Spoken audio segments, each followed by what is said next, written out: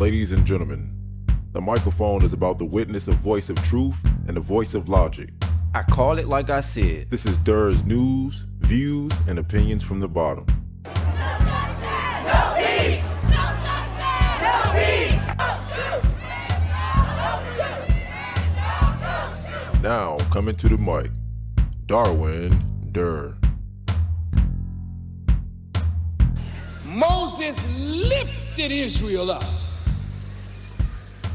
and Nimrod came and broke the civilization of Moses. That's right. Nimrod is who you're really celebrating on the 25th day of December. You're not celebrating the birth of Jesus Christ. And if you are, you're making a mockery of it. You drink more alcohol on his birthday than any other day in the year. And you've turned the so-called birthday of Jesus Christ into a commercial feast of foolishness. Santa Claus has knocked Jesus out of the top spot. And the merchants who don't even believe in Jesus are busy selling you foolishness, making themselves rich and you poor for another year on the basis of a lie. And that's why they call it Xmas. That was Louis Farrakhan, ladies and gentlemen. That was the voice of Louis Farrakhan. How was your Christmas, ladies and gentlemen? How was your Christmas? I believe everyone around me enjoyed their Christmas, to be honest. But I didn't, to a certain extent, ladies and gentlemen. Now, this is not my attempt to be the Grinch, but like I previously stated, this whole program is based on open-mindedness, understanding, and truth. And I view Christmas as a day where hypocrisy gloats in victory, because hypocrisy becomes the vastest character trait of the American society to an honest eye. Now, what is hypocrisy? Hypocrisy is the practice of claiming to have moral standards or beliefs to which one's own behavior does not conform. Deception, ladies and gentlemen, deception. Deception convinces because of its beautiful persuasions. The original artist of all that is found to be deceptive is a clever-minded person who understands man's desire to be systematically structured, ladies and gentlemen. That's why things that are classified to be deceptive doesn't seem to be deceptive, ladies and gentlemen. For example, Christmas has been transformed into a day in which divinity plays no role. But Christmas is supposed to be a day of divinity. Almost as a whole, the American society flees to the malls to engage in not acts of piety, but acts of vanity, greed, and pride, which are three components of the 7 deadly sins. And that's because a brilliant illusionist, ladies and gentlemen, has painted the irises of the American people to believe that Christmas is a day of dispersing currency, which has made Christmas a manipulative tool for stimulating the American economy. Follow me, ladies and gentlemen. 7 days before the first of the next month, which in other terms, 7 days before a cycle of bills, with rent and mortgage payments being the first. How damaging to the pocket of a man or the psyche of a human to cough up money he or she may not really have just to satisfy hypocrisy, just to be a participant of systematic manipulation. Now, before you classify me as the Grinch, hear how I gave back on Christmas. I gave back, ladies and gentlemen. Slightly before Christmas, a young man in my community was gunned down for his Jordans. Even though I've seen these types of acts before, this time it touched me, man. Due to the fact that it's happening too much. And this country just can't seem to see that our addiction to vanity, our addiction to self, our addiction to materials sometimes destroys our morality, ladies and gentlemen. So I took to social media and I started a Save the Youth campaign for Christmas. That's what I did for Christmas, ladies and gentlemen. I started a Save the Youth campaign. Because someone has to do it. Someone has to do it, ladies and gentlemen. Since our youth are so addicted and influenced by materials, I figured this is the route in which I can connect with them. You can only change people if you communicate with them in relatable terms. So what I did was I sat out and I asked the youth between 17 and 21 to submit an essay with at least 300 words. And the question was, why is life more important than materials? And in my head, the purpose of doing this was, and I also stated this, was don't use a gun to obtain materials. Use your mind to obtain materials. So I started this contest in which I wanted young people to use their minds to win a $180 gift card to Downtown Locker Room so that they can purchase some tennis shoes. Now, a lot of people may say, Darwin, doesn't this further the youth's desire for materials? But knowing that the youth already have a huge craving for materials, ladies and gentlemen, this is my way of communicating with them in relatable terms.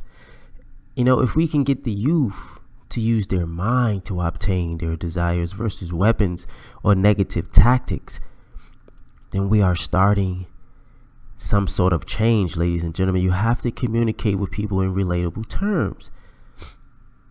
And you can implement logic into relatable terms.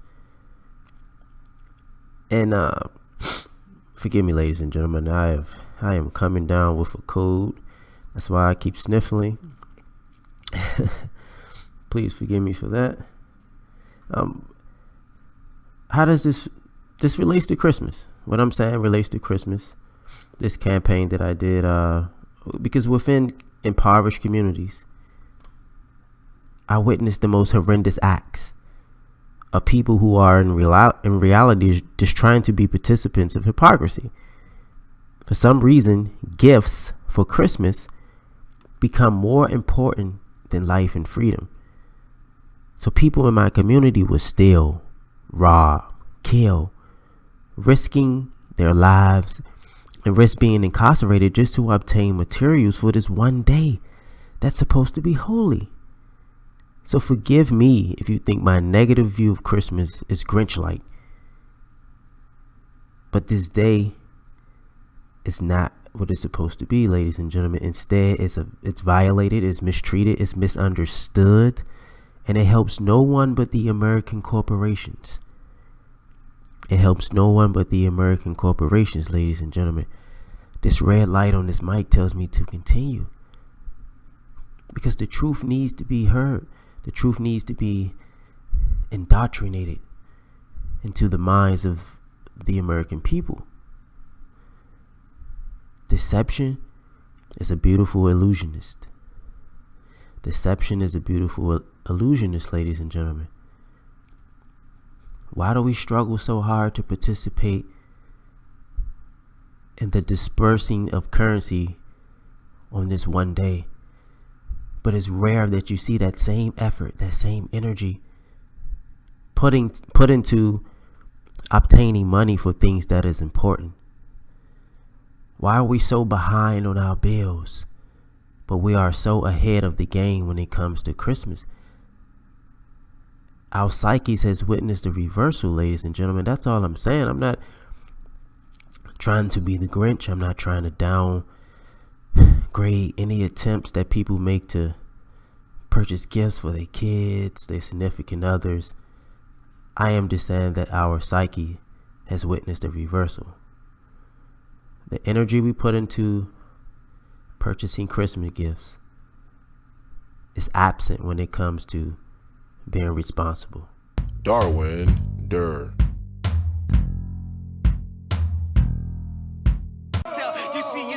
nigga raise some nets that don't touch anything in the store. And it's rich nigga raise some nets that come in, please buy more. What you want? A Bentley fur coat, a diamond chain? All you blacks want all the same thing. Used to only be niggas. Now everybody playing, spending everything on Alexander Wang, new slaves. Today, ladies and gentlemen, we're going to be discussing the left side of the brain versus the right side of the brain. Ladies and gentlemen, I can guarantee you that there is a difference. See, while I'm embarking on a journey to manifest the ability to utilize both the left and the right side, I've noticed stagnation from most people that I encounter. Sometimes I witness arrogance coming from people that may be a little more academically advanced than me, shall we say.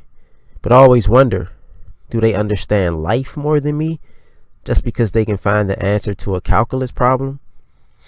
You know, in most of my daily encounters with people, while I notice a presence of book intellect, I also notice an absence of thought exploration. The ability to defy systematic processes and to consider that what's being taught could potentially be wrong or have other meanings or approaches. See, what I've noticed is that book intellectuals learn 2 + 2 is 4, but never question why. See, when I see 2 + 2, ladies and gentlemen, I see a man-made system of numerical order that helps man with the comprehension of logic and meaning. That's what I mean by thought exploration, ladies and gentlemen. It's easy to be taught something, but it's harder to fully understand something. Someone can outsmart me academically by far, but when it comes to understanding, I feel like I'm more so ahead. Because of what I'm now learning, ladies and gentlemen, is that I more so use the right side of my brain than the left. I want to play this clip for you all. It's very interesting. The left brain deals with logic, details, facts, patterns, practicality, science, and math, as the right brain deals with feeling, intuition, symbols, images, risk-taking, philosophy, and religion. With a deliberate push for government-controlled educational curriculums, generation after generation of the youth are being taught to focus only on the facts, figures, and numbers. Repetition is used to train children subconsciously to accept what they're learning. Children aren't rewarded for questioning the validity of the information they receive. They are ridiculed. However, the children who blindly accept the information as true and merely regurgitate the information on command when it is time to take a test, those children go on to become the decision makers in our government, law, medicine, business, and every other occupation with power and prestige. The most detrimental effect of being pushed away from holistic thinking with the full brain into a strictly left brain thought is what is known as the suppression of the feminine. In suppressing the feminine of every society and pushing the people to strictly left brain thinking, the natural ability for humanity to feel earthly, cosmic, and personal energy became lost. Traditions that were passed on through shamans, witch doctors, magicians, psychics, and seers of all kind became outlawed and ridiculed and given a stigma of something out of a Hollywood movie. Every religion explains that we are children of God and have godliness inside of us. If you erase the anthropomorphized God and understand that God is nothing more than the spiritual web that connects all things, all religious scriptures begin to make much more sense. Our bodies are merely vessels to contain our spirit, to gather experience for the divine mind. What is my mission or purpose for providing you all with these types of clips? And like the clips within my previous podcast, ladies and gentlemen, I want the listener to unveil the deception of this country for themselves. The more people that awaken from their manipulative psychosis, the more the people of this country will actually start to take the power back for themselves. Remember, ladies and gentlemen, deception is a beautiful illusionist. It will offer you anything in return for your full attention. What I mean is that deception, ladies and gentlemen, will grant someone a doctorate degree, but just to keep their beliefs where it wants them. And that doctorate degree will become the blinding tool that hinders that person from viewing a situation from multiple perspectives, with the possibility of their current perspective being wrong. You heard in the clip when the man explained how the educational system has suppressed one side of the brain, putting a tremendous amount of focus on the other.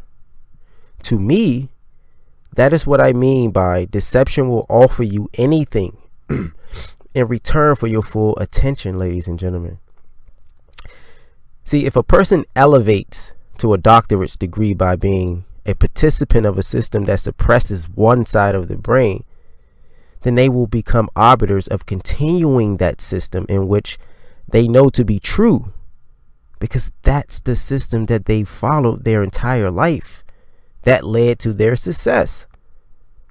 So of course they're going to say that this is the right way. So in a sense, they will continue to teach and preach the only way that they know to be right. So when I stand next to a left-sided brain-using academic and I mention God, or I use imagery to describe something, a lot of times I'm looked at as ignorant because my theory of imagination doesn't have any numbers to corroborate it. But I am now learning that this is me using a different side of my brain than them. And in actuality, I believe my thinking is freer than theirs because minds have no boundaries or systematic methods to follow. My thinking connects to the earth itself versus a man-made system of comprehension. I am now starting to understand the clever minds of those who create systems. I am now starting to understand the clever minds of those who create systems. See, man have this way of wanting to feel imperial. And that imperialism doesn't require full knowledge of something. So I know it may sound confusing, but what I'm trying to say is the powers of the world will allow someone to feel like a king just to keep their minds where they want their mind to be. Is what I'm trying to say, ladies and gentlemen. So a lot of things in this life that seems like it is the correct way of being, the only way of being, or the only way of progressing, it can be deceptive.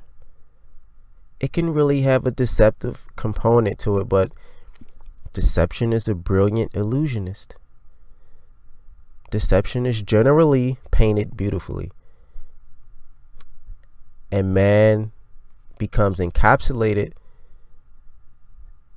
in the thought of whatever that deceptive issue is as being true. I know I may be losing a listener, but I'm really starting to understand the clever minds of those who create systems. To create a manipulative system is to understand man deeply. It's to understand the needs, the wants, the desires, the hopes of man. And once one conquers that understanding, then they become powerful, ladies and gentlemen. They become psychologically powerful because they are able to capture the minds, the ears, the eyes, the souls, the hearts of an entire civilization. And they can then begin to paint whatever they want to be true in the eyes of all, because they have conquered the understanding of how to manipulate man. The red light on this mic tells me to continue, ladies and gentlemen. OneDurr. Joining me right now with more Republican Congressman from Florida, Matt Gaetz. President Trump and Speaker Ryan have both personally made the commitment to conservatives in the House that the very next thing on the agenda will be entitlement reform and welfare reform. And that pairs well with tax cuts, because once we give more money to our small businesses, we want to make sure that they've got a well-equipped, well-trained workforce that's motivated to get to work and to help this American economy take off. Well, let me tell you, as someone who is very mindful of not spending more than we have, because I've got 3 young children, and you know, we talk about this all the time. I mean, we need to be going in the right direction. The country cannot continue on this trajectory. I'm with you on that. But let me ask you, Representative, I mean, right there in your home state, Marco Rubio, on the Senate side, he wanted to make sure that we increased welfare for families, and I say welfare because it's the child tax credit, to even people who don't pay anything in taxes. They're still going to get something back. And so that is a form of welfare. So when you talk about entitlement reform, how challenging, how difficult is that going to be for you when already you're doing all these giveaways? Well, it would, look, if it was easy, we would have done it already. The fact that entitlement reform hasn't happened since Newt Gingrich was Speaker of the House shows how many special interests benefit off of the current system. And so to be able to ensure that we've got a workforce capable of capturing the great possibilities that will come from this tax bill, I really think we're going to have work requirements that mirror those that were negotiated between Newt Gingrich and Bill Clinton. Unfortunately, Barack Obama came in and waived a number of those work requirements, and we can do better than that. Sure, no, and I think people make logical decisions, whatever's best for their family. Republicans passed the tax reform bill, and now they are coming for welfare reform, ladies and gentlemen. How many people in the African American communities are even aware of this? Or are we too busy with fruitless activities? House Speaker Paul Ryan has pledged to take up legislation that will aim to move more people back into the workforce who are now on welfare. We are going to focus next year on people, Paul Ryan said, on getting people from welfare to work, on making sure people get the skills they need to get the jobs they want and get the careers that get them the life they need. Ryan said this earlier this month. First of all, ladies and gentlemen, what is welfare? A lot of us is raised and are still on welfare and don't even fully understand what it is. Welfare, ladies and gentlemen, is basically a government program which provides financial aid to individuals or groups who cannot support themselves. Government welfare is primarily aimed towards people with little to no income, the elderly, and the disabled. Welfare can be in the forms of grants, food stamps, vouchers, Medicaid, healthcare, and housing assistance. There's many details and provisions to this program. What I've mentioned is just a framework. Now, welfare reform is it a good thing or is it a bad thing?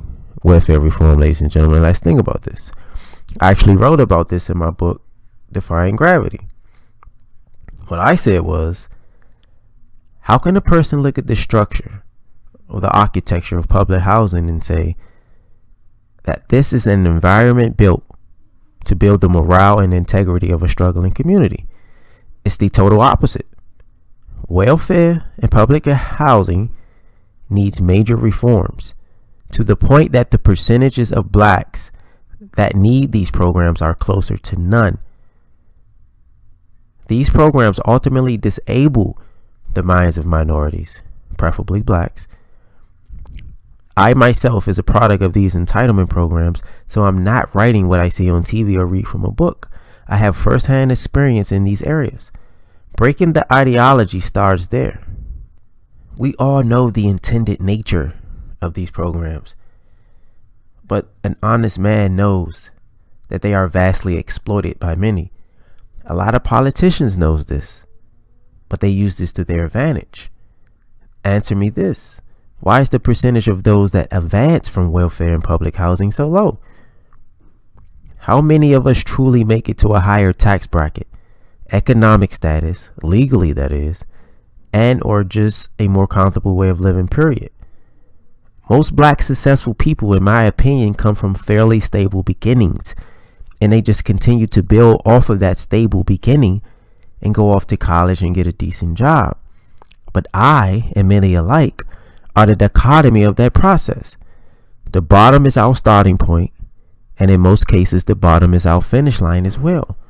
Every election, politicians beg for our vote with the promise of cultural elevation, but our dormant positions remain generational. See, here's the trickery. Because there are a lot of people out there that truly and honestly need and rely on these entitlement programs of the government has cleverly expanded the idea of needing these programs to those who really don't need them, but are mentally vulnerable to manipulation. A young black man, 18 years of age, will rather apply for government assistance versus using his able body to pursue self-dependency. But why is this? It's because of how we're being conditioned. When a child is born into a lineage of systematic manipulation, their ability to defy that system is almost psychologically impossible. That, ladies and gentlemen, is a snippet from my book, Ladies and Gentlemen, Defying Gravity. Now, many are going to disagree with me. That's fine. But let's not forget that I am a victim of generational dormancy based on entitlement programs. What's wrong with incentivizing our people to work instead of receiving government assistance? Now, because we don't know the extent of the GOP's plan for reforming welfare, I can't agree with them on specifics. But I do agree, ladies and gentlemen, that my brothers and sisters need some incentives to work. Stagnation will destroy our communities, ladies and gentlemen. Stagnation will destroy our community, ladies and gentlemen. Stagnation will destroy our communities. He or she that will go the distance of considering me treacherous for agreeing that welfare needs reforms is he or she that has probably never seen or realized the psychological effect that it has on a community. My consensus is not treacherous. It's based out of concern. I have personal experiences. I have family members caught up in this manipulative system, ladies and gentlemen. My consensus is not treacherous. It's based out of concern. The only way we can save a culture is to implement reformations in the areas where reformation is necessary. But where's the information campaign led by our local leaders? Where is it? Why aren't our local leaders spreading the word about the GOP's attempt to change our lifestyle? The later we become informed about this, the less opportunity we have to submit our worries and concerns and or our ideas for repairs. It's because we don't show that we care that we're never included within the conversation. I agree that reformation is needed to save the future of our people, but I also believe that we the people should be included in the conversation. OneDurr.